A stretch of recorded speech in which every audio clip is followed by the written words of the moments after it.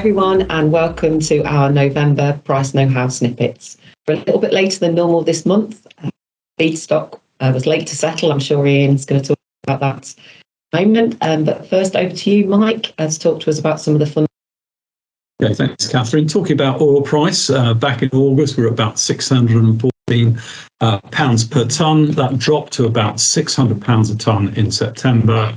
October recovered slightly. We're back at about £618 a tonne. There's quite a lot of volatility in the month. The minimum price in terms of dollars per barrel came in at 87.96. The maximum was 97.92. And the average 92.77. There were a few moves there, in particular from the US government in terms of releasing strategic stocks to try and push oil prices down to help the Democrats with the midterm elections. So probably we're on a sort of trend towards seeing prices going up a little bit, and that's certainly happened in the last few days. Gas prices are still moderating, although we're told this is seasonal rather than long-term effects. Just jumping into exchange rates, obviously had all that volatility in September relating to UK government changes. Actually, the average exchange rate in September was 1.14 against the euro. It was 1.15 in October, and for the dollar, it was 1.13 in September on 1.13 in October. So quite a sort of steady backdrop despite that turbulence right at the beginning of September. As Catherine said, feedstock's been a bit of a battle this month, and the implications for all the prices are going to be interesting. So I'll hand over to Ian now. Thanks very much, Mike. Yeah, as Catherine said, we're a little bit late because the monomers of propylene and ethylene settled relatively late.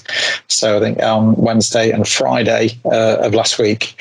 I think a lot of that delay was due to battles between buyers and sellers, and talking to some of the people in the industry, people who run crackers, who run refineries, who are generating it, are complaining about the fact that they continue to lose money at the pricing. So there was pushes for significant increases, where obviously the buyers were sort of saying, well, there's a lot of material available, prices for polymers are also quite low, so we don't want to pay those prices. I think in the end, they've settled higher than some people had expected, particularly on ethylene at plus 35 euros, propylene settling at plus 20 euros. So propylene is now 1,200 euros a tonne, and ethylene is now 1,295 euros a tonne.